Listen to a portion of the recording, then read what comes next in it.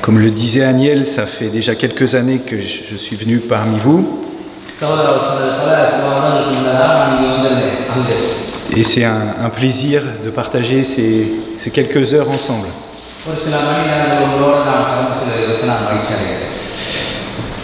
Il y a des sabbats qui sont beaux et qu'on apprécie de vivre.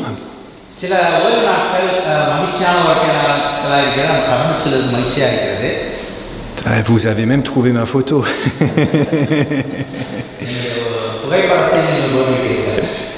Et il y a des sabbats qui sont beaucoup plus compliqués à vivre. Et j'aimerais ce matin vous parler en particulier d'une sœur que j'ai connue.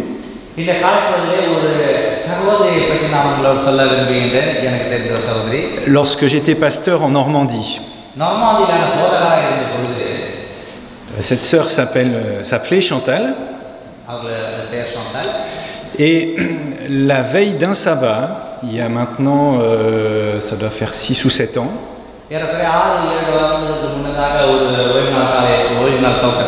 son mari qui s'appelait Rémi est décédé. Alors, non pas que ce soit simple quand la personne que vous aimez meurt en début de semaine pour vivre un bon sabbat,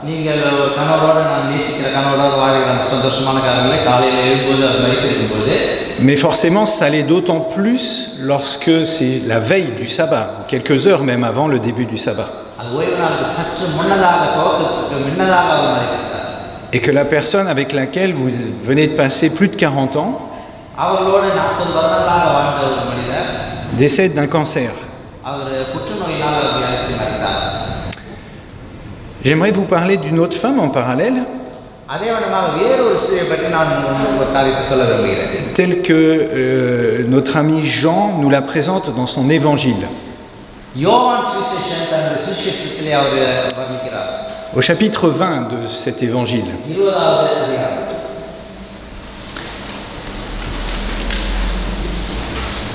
Il s'agit de Marie-Madeleine.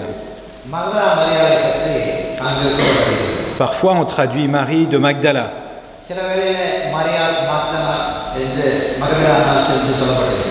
Il y a des différences dans les évangiles.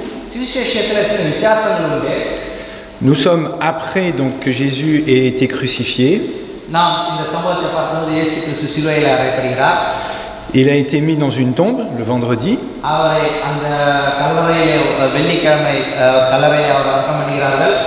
Et le sabbat a été un sabbat difficile pour ses disciples.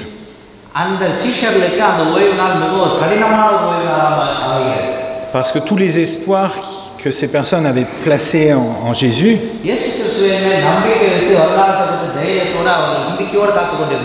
tout s'était effondré en quelques heures.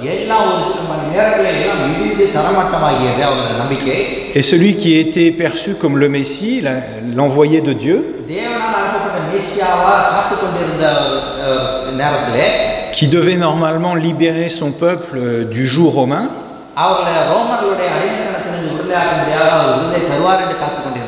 finalement était mort comme un vulgaire brigand,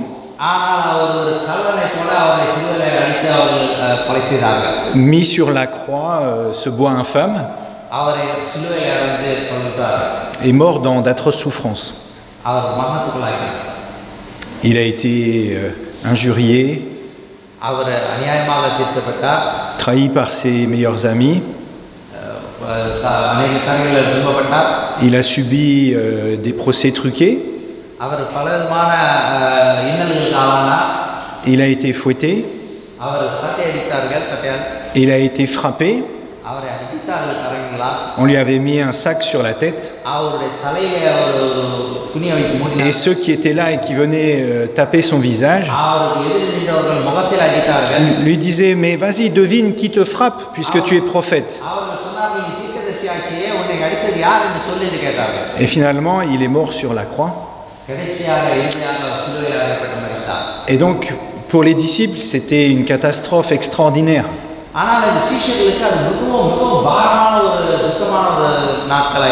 Et on peut imaginer le sabbat catastrophique qu'il venait de passer. அவர்கள் அனுபவித்த அந்த ஓய்வு நாளை மிகவும் பயங்கரமான ஒரு இக்கட்டான ஒரு ஓய்வு நாளை அவன் சேர்த்தார்கள். Avec tant de questions, tant d'interrogations dans leur tête, tant de questions qu'ils se posaient. அவர்களுடைய இதயத்திலே அநேக கேள்விகள் எழும்பினது. Et le dimanche matin, ஞாயிற்றுக்கிழமை காலை il y a quelques femmes qui vont venir au tombeau. அந்த கல்லறையிலிருந்து ஒரு சில ஸ்திரீகள் கூடி வந்தார்கள். Elles veulent arranger le corps de Jésus définitivement. அவர்கள் என்ன செய்தாங்கன்னா இயேசு கிறிஸ்துவின் சரீரத்தை அடக்கம் சரிப்படுத்துவதற்காக வந்திருந்தார்கள். Et il y a des décalages entre les évangiles, comme je le disais. சுவிசேஷத்துல படித்து பார்க்கும்போது ஒவ்வொரு சுவிசேஷங்களும் வித்தியாசமா இருக்கலாம். Chez Matthieu au chapitre 28, மத்தேயு 28ஆம் அதிகாரத்திலே பார்க்கலாம். c'est Marie et Marie de Magdala qui viennent au tombeau. மரியாள் மகதலா மரியாள் என்று சொல்லப்பட்டிருக்கிறது. De l'autre côté, chez Marc, c'est Marie de Magdala et la mère de Jacques qui viennent. Luc est encore moins précis, il dit des femmes.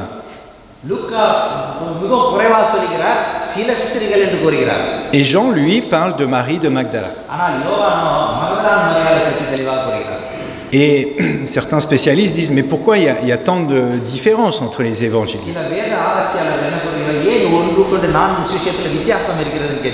Eh bien, probablement parce que, au-delà du fait réel, historique,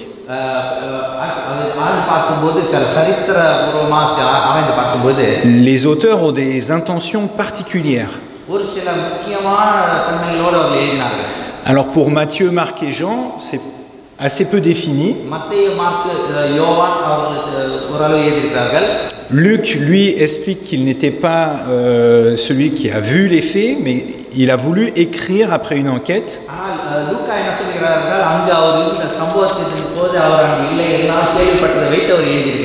Et Jean, justement, écrit au verset 31 du chapitre 20, qui va nous intéresser donc ce matin.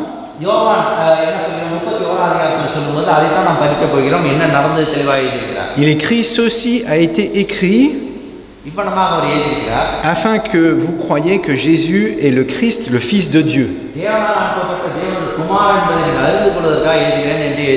Et qu'en croyant, vous ayez la vie en son nom. » Voici l'objectif de Jean. Faire naître la foi en nous. Alors je reviens à Marie-Madeleine. Elle quitte son village et elle va jusqu'à la tombe où Jésus a été placé le vendredi précédent.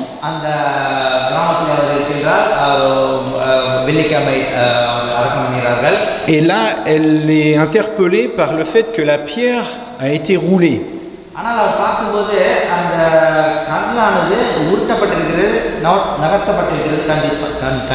Alors je sais que dans votre pays on brûle les corps, si je ne me trompe pas, mais à l'époque on les plaçait dans des sortes de grottes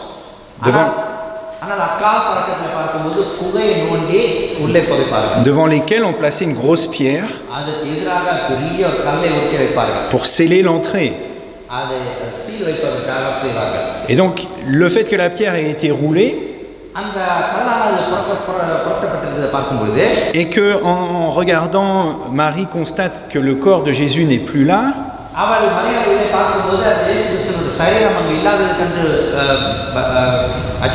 c'est une deuxième catastrophe. Et à nouveau son cœur est tiraillé, percé. Et donc qu'est-ce qu'elle fait? Elle sort son téléphone et elle appelle Pierre. Et elle appelle Jean. Non, il n'y avait pas les téléphones à l'époque. Alors elle court jusqu'au village. Elle frappe à la porte. Pierre, Pierre, vite! Il s'est passé quelque chose. Il faut que tu viennes voir. Et Jean aussi, qui était là. Et les trois personnes se mettent à courir. Alors, le texte dit celui que Jésus aimait.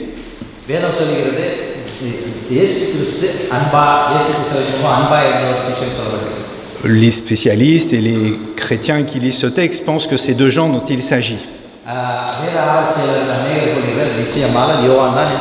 On va partir sur ce principe, c'est Jean. Mais il n'a pas osé se mettre trop en avant et dire « c'est moi ». Et donc, tous les trois courent et c'est Jean qui est le plus jeune qui arrive en premier.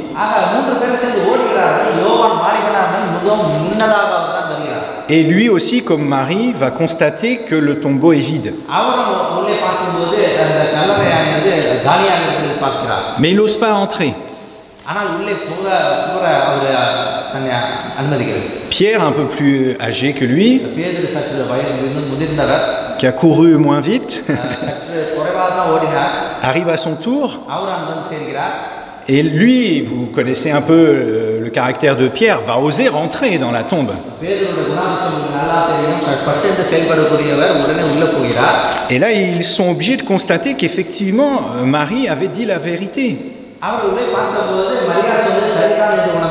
Le corps de Jésus n'est plus là. Et je vous invite à lire le verset 8 de Jean 20. Et je vais laisser mon traducteur le lire. Alors,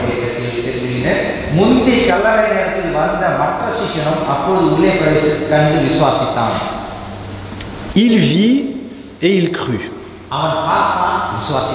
On pourrait se demander, mais en quoi est-ce qu'il a cru?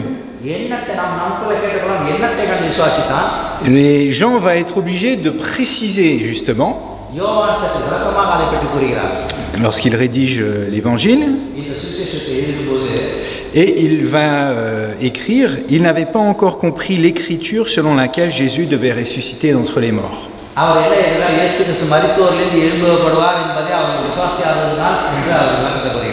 Alors, imaginez que pendant plus de 3 ans,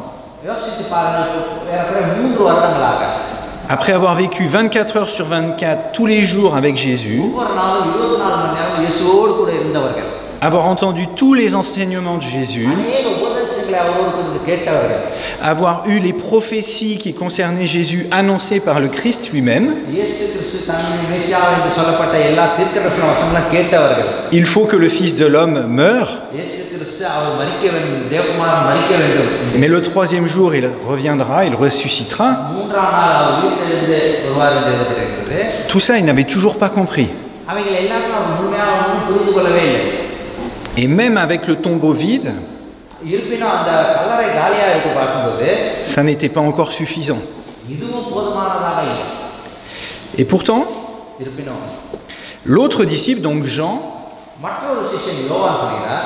comparé à Pierre et à Marie, lui va comprendre. Et enfin, il va croire. Ça nous rassure, enfin en tout cas moi ça me rassure,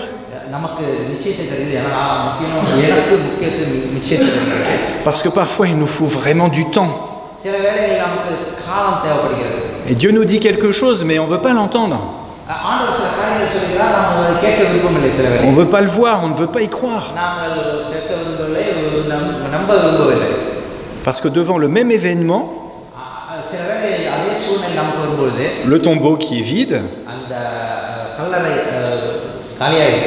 certains ne vont pas croire et d'autres vont croire.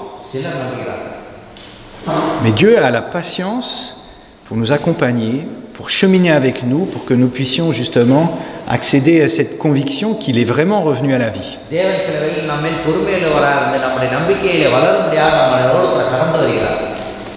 Alors parlons un petit peu de Jean et de son intention.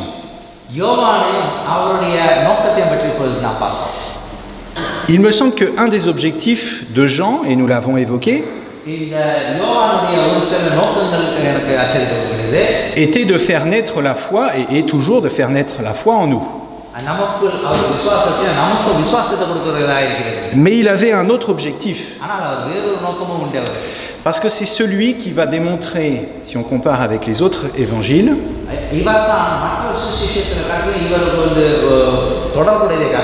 le plus possible que Jésus égale Dieu.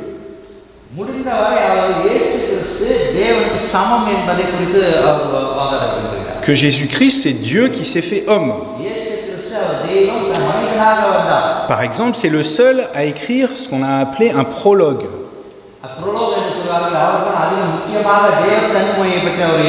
Le début de l'évangile, où il dit que la parole de Dieu a été faite chair et elle a habité parmi nous.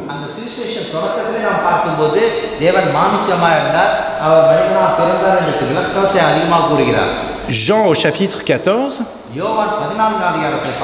est aussi le seul à rapporter un épisode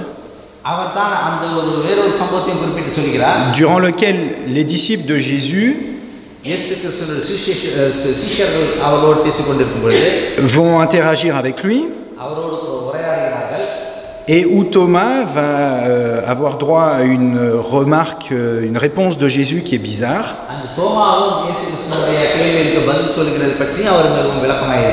Celui qui m'a vu a vu le Père. Si tu vois Jésus, tu vois Dieu. Et pour nous, c'est problématique, ce Dieu qui est un et en même temps se présente sous trois formes différentes.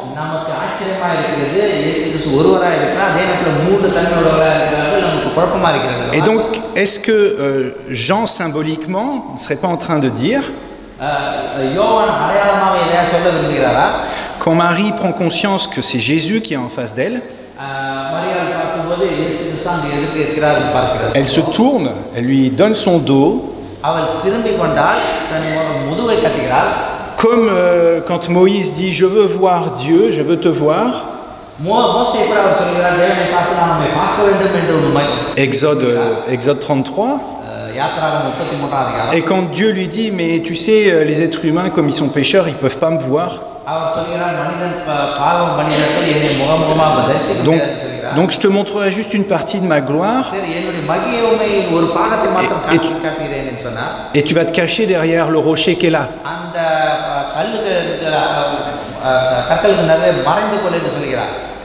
Elle réalise que c'est Jésus qui est en face de lui, mais c'est Dieu aussi. Et elle ne peut pas rester en face de lui.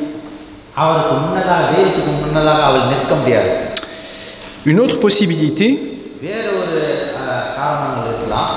c'est que Marie se retourne deux fois. Et les deux possibilités ne sont pas forcément contradictoires, mais elles peuvent être complémentaires. La première fois, elle se retourne physiquement, puisqu'elle fait face à Jésus. Et c'est quand même beaucoup plus confortable pour discuter avec quelqu'un. Et la deuxième fois, est-ce que c'est pas une sorte de retournement intérieur qui est évoqué ici?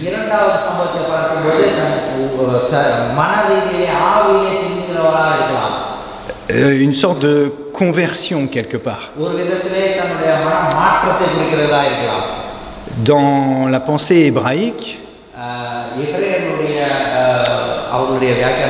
donc à la fois le Premier Testament, mais aussi Jésus et ses disciples,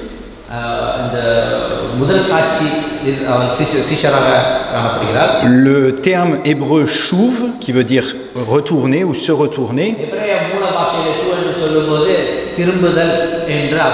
n'est pas que physique, mais aussi spirituel.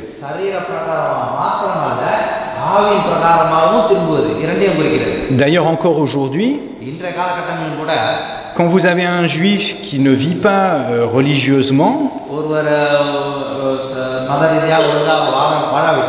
qui s'est éloigné de Dieu, que Dieu n'intéresse pas, et qu'il revient à Dieu, on va dire de lui qu'il a fait teshuva. Et vous avez le mot chouv, il est retourné. Est-ce que quelque part, Marie n'est pas en train de vivre une véritable conversion?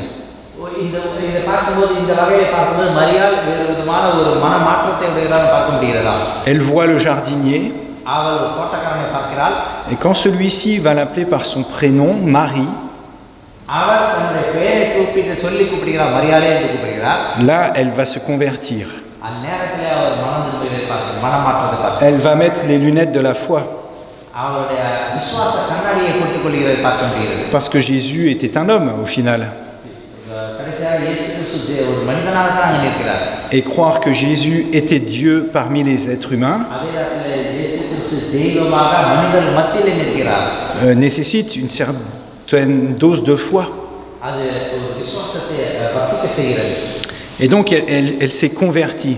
அவள் மனமாற்றம் அடைகிறதை பற்றி நாம் பார்க்க முடியாது. Alors c'est le moment des vacances, enfin c'est la fin des vacances de ski. நம்ம ஸ்ரீலங்காவில் இந்த வாக்கன்ஸ் விடுமுறை நாட்கள் முடிகிறது. Les vacances d'hiver. குளிர்கால விடுமுறை முடிகிறது.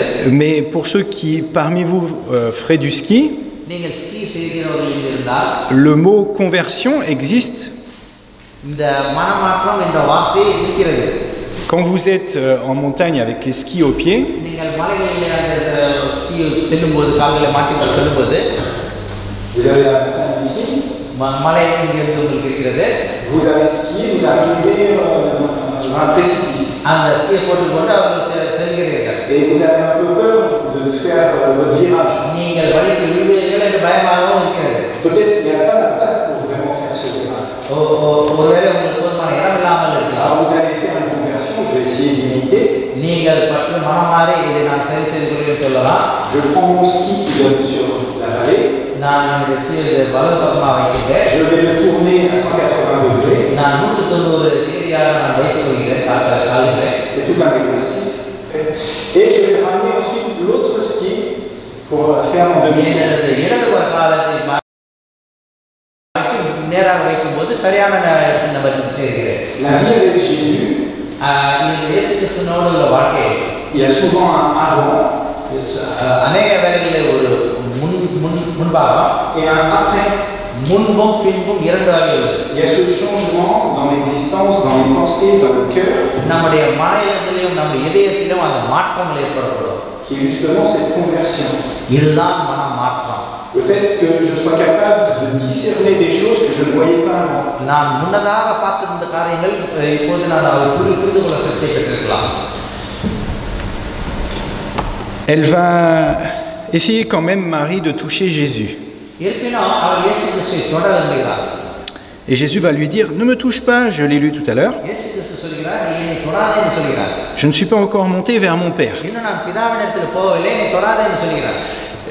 Ça paraît un peu paradoxal comme comportement de la part de Jésus. Parce que Jésus était plutôt celui qui attirait les gens à lui. Et pas vraiment qui repoussait ces personnes. Alors, on va faire ce qu'on a fait ou évoqué un peu ce matin avec les jeunes. On va prendre plusieurs traductions. Et il y en a plusieurs qui disent « ne me retiens pas ».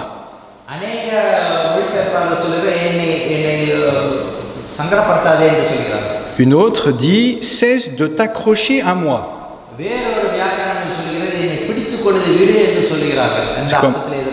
C'est quand même très différent. Ne me touche pas et cesse de t'accrocher à moi. C'est important la traduction. Hein? Et alors, Marie est missionnée ensuite par Jésus. Parce qu'il lui dit, va vers mes frères et dis-leur que je monte vers mon Père et votre Dieu, vers mon Père et votre Père, vers mon Dieu et votre Dieu.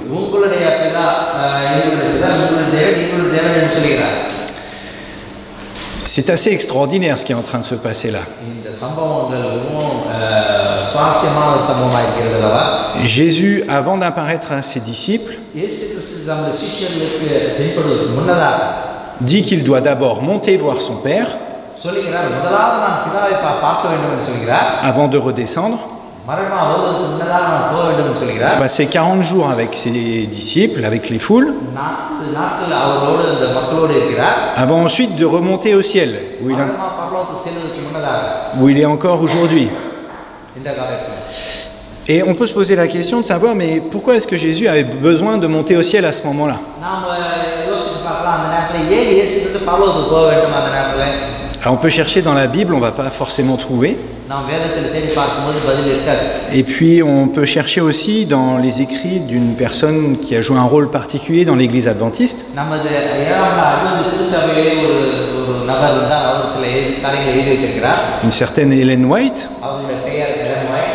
Et dans son livre Jésus-Christ, elle écrit: யுகங்களின் வாஞ்சை என்ற புத்தகத்திலே அவர்கள் இவ்விதமாக எழுதியிருக்கிறார். Jésus refusa les hommages des siens. அவர்களால் வரக்கூடிய அந்த தொழுகை அவர் ஏற்றுக்கொள்ளவில்லை அந்த நேரத்திலே. Avant d'être certain que son sacrifice avait été accepté par le Père. பிதாவினால் ஏற்றுக்கொள்ளப்படும் வரையிலும் மனிதர்களுடைய அந்த தொழுகையை அவர் ஏற்றுக்கொள்ளவில்லை. Donc il s'éleva jusqu'au parvis céleste பரலோகம் வரைக்கும் அவர் ஏற்றுக்கொள்ளப்பட்டார். et reçut de Dieu lui-même l'assurance que la propitiation offerte pour les péchés des hommes était suffisante. மனிதர்களுக்காக அவர் செலுத்தின அந்த தியாக பலி பிதாவினால் ஏற்றுக்கொள்ளப்படும் வரையிலும் அவர் வருமா செல்ல வேண்டியது இருந்தது.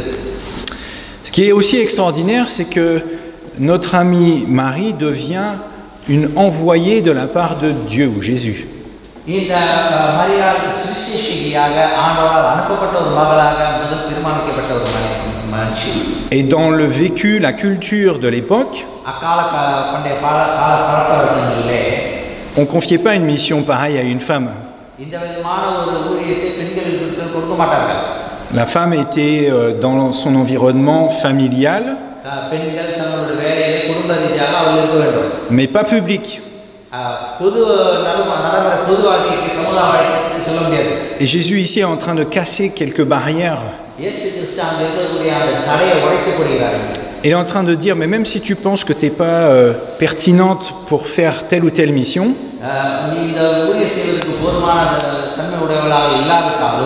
même si le contexte ambiant culturel n'est pas propice à cette mission,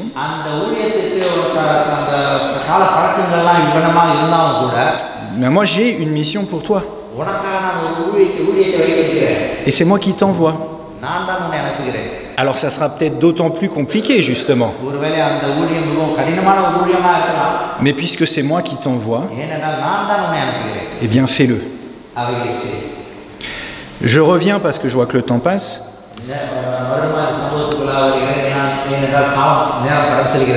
Je reviens à Chantal dont je parlais tout à l'heure. Chantal a une expérience plutôt impressionnante.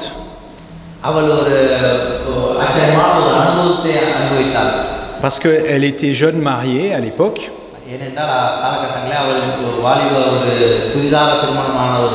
Elle était témoin de Jéhovah. Son mari était incroyant.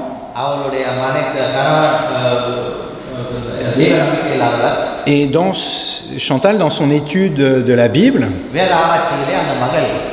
elle a été interpellée par la problématique du sabbat. Et se disait, mais pourquoi est-ce qu'il faut venir à l'église le dimanche ou à la salle du royaume le dimanche, alors que la Bible parle du sabbat? Et donc elle a fait des recherches. Elle voulait des chrétiens qui respectent le sabbat.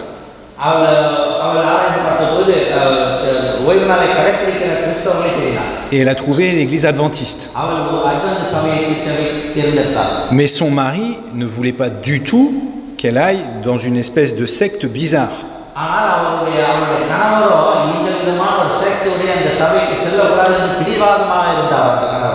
Et plus lui ne voulait pas, et plus elle se disait, il faut que j'y aille.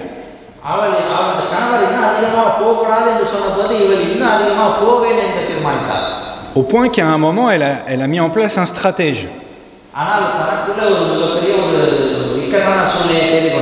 Elle n'a jamais eu son permis de conduire. Et donc il fallait aller de chez elle jusqu'à l'église adventiste. Et il fallait trouver une excuse officielle pour que son mari la laisse partir.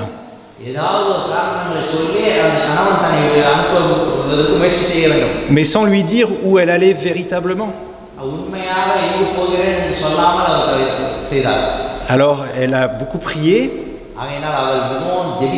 Et puis un sabbat matin, un samedi matin pour son mari Rémi,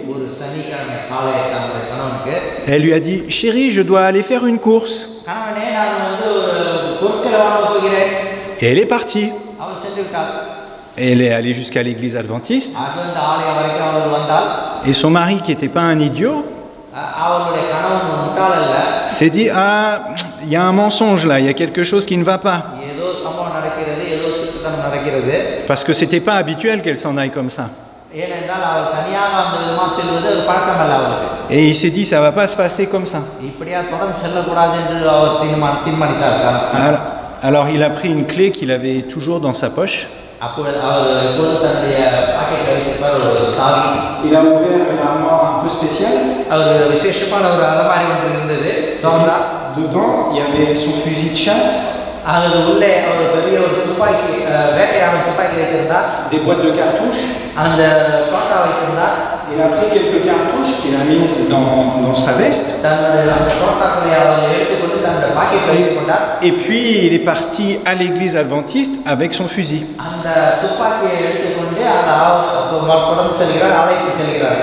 C'est il y a plus de 40 ans, ce dont je vous parle. Mais imaginez que là, maintenant, Rémi rentre par la porte.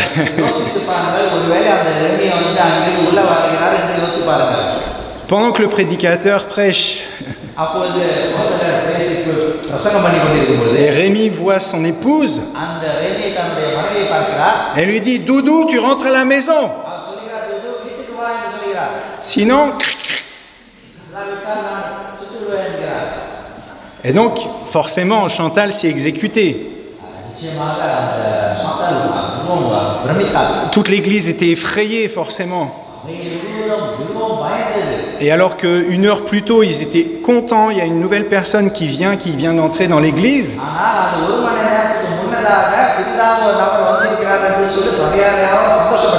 Là, tout le monde avait peur. Et pendant des années, Chantal va prier pour que son mari accepte qu'elle puisse venir à l'église. Au bout d'un moment, il a supporté qu'elle vienne au culte.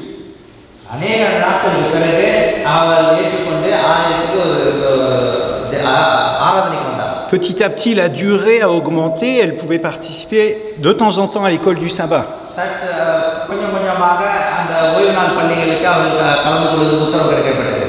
Et puis au bout d'un moment, elle pouvait rester parfois pour le repas à midi. Et puis au bout d'encore quelques années, c'est son mari qui la conduisait parfois à l'église. Et puis une fois ou l'autre, son mari a accepté d'entrer dans l'église. À l'occasion d'une fête de Noël, par exemple. Et puis moi, quand je l'ai connue, Chantal,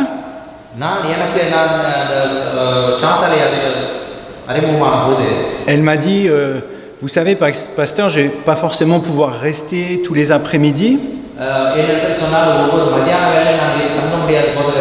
Parce que je dois concilier mon mari et l'église. J'ai dit ok, il n'y a pas de problème. Et puis, bien des années plus tard, on a découvert que Chantal avait un cancer du pancréas.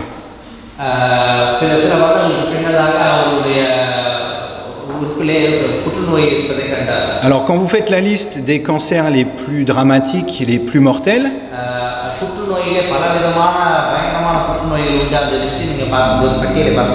le cancer du pancréas est dans les numéros 1, c'est un des premiers.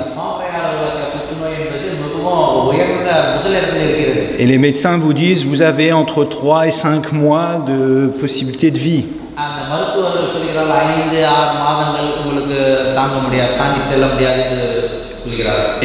Et quelques cas rares dépassent une année.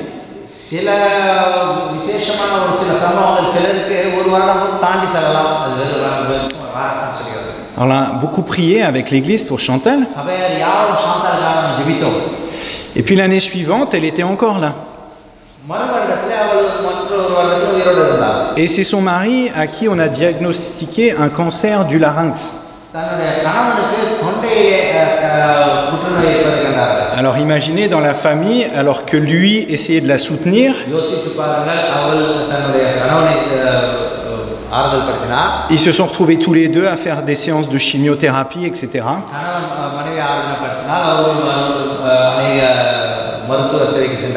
Et alors que Chantal semblait aller mieux, elle a à nouveau été hospitalisée.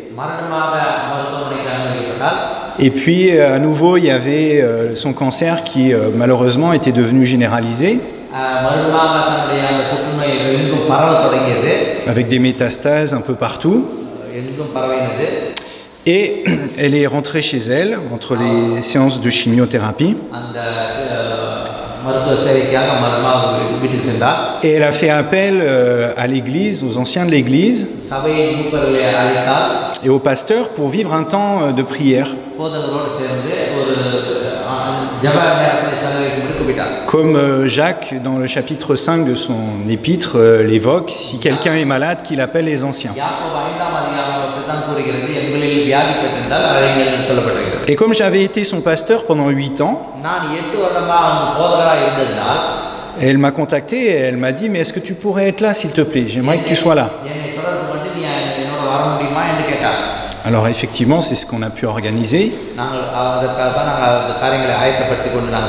Et quand on s'est retrouvé dans son salon chez elle, et qu'on était sur le point de commencer le temps de prière, il y a un invité auquel on ne s'attendait pas du tout qui est venu. C'est son mari Rémi qui est venu dans la pièce. Et il a dit, j'aimerais qu'en même temps qu'on prie pour mon épouse, on puisse aussi prier pour moi si c'est possible. Pendant plus de 40 ans, Chantal a prié pour la conversion de son mari.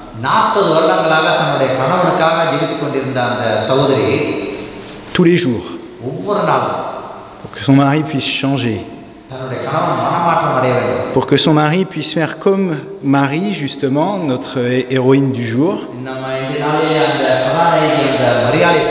Faire une conversion. Et imaginez donc qu'il est passé de celui qui est venu avec le fusil à l'église chercher sa femme,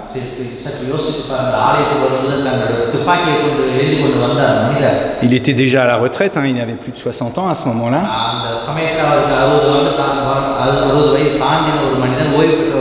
Et donc il était devenu ce petit bébé dans la foi naissante qu'il était à ce moment-là. Et devant son cancer et l'incapacité des médecins à l'aider,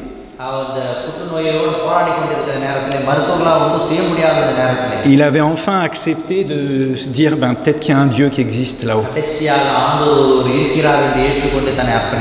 Et donc on a prié ensemble. Pour elle comme pour lui. Quelques mois plus tard, il est décédé, Rémi.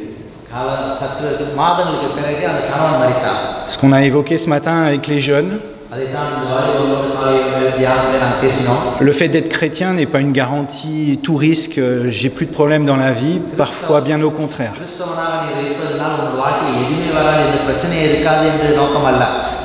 Par contre, l'essentiel, c'est de s'être tourné vers Dieu. Il n'a pas eu le temps d'être baptisé, Rémi. Mais je suis convaincu qu'il sera sauvé. Chantal a vécu quelques années encore. Et je me souviens la première fois que je l'avais rencontrée, quand elle a appris l'existence de son cancer. Elle m'a dit, tu sais Olivier, je ne comprends pas ce qu'il m'arrive.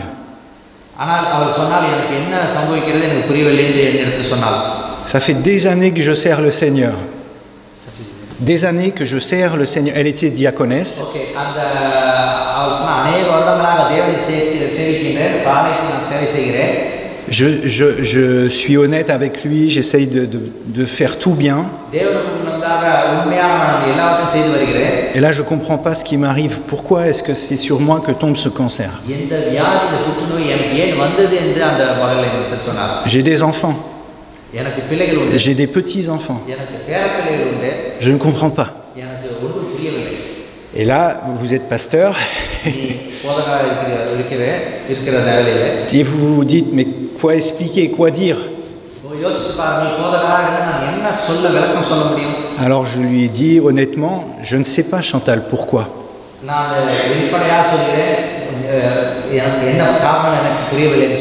Et quelques temps plus tard, quelques années plus tard, alors qu'elle aurait dû être morte déjà, a priori, d'après les diagnostics des médecins,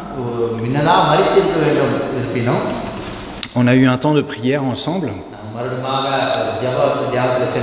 avec d'ailleurs 2 autres sœurs qui avaient aussi des problèmes, qui étaient malades. Et pendant qu'elle expliquait les quelques mois qu'elle venait de vivre,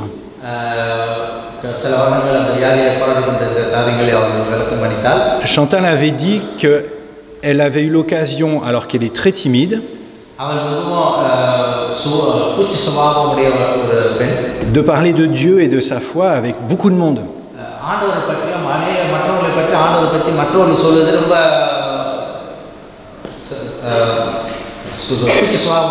Avec les infirmiers, avec les médecins,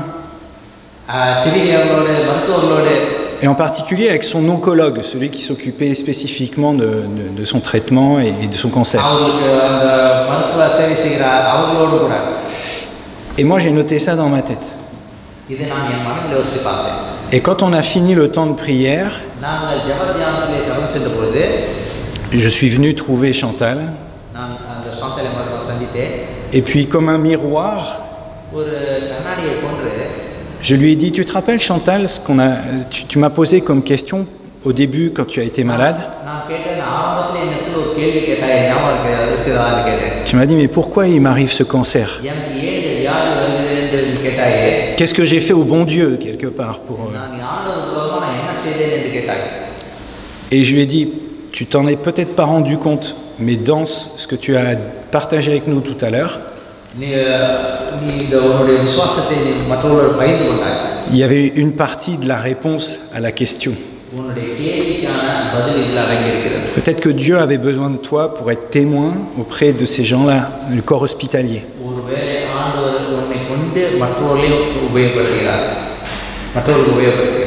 Dieu nous invite à lui faire confiance quoi qu'il arrive.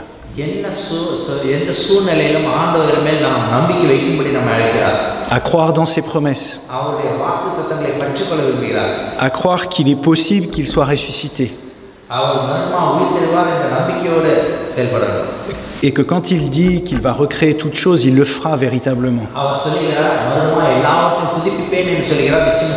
Et que quand bien même nous devons passer par la case mort, ça n'est qu'une étape. Parce que lui-même a dit, je suis la résurrection et la vie. Que nous tous, nous puissions venir à celui qui est la vie. Et quelles que soient les difficultés, les tragédies, les misères que nous pouvons vivre, ne lâchons pas sa main. Il est toujours présent avec nous. Il nous soutient. Il nous encourage. Et parfois ça passe par l'Église, ces encouragements. Et il fait de nous, contre toute attente, comme il l'a fait avec Marie, des témoins de qui il est. Ce Dieu merveilleux, ce Dieu rempli d'amour, et qui n'a qu'une mission, qu'un seul objectif, c'est de retrouver la brebis qui est perdue. Amen.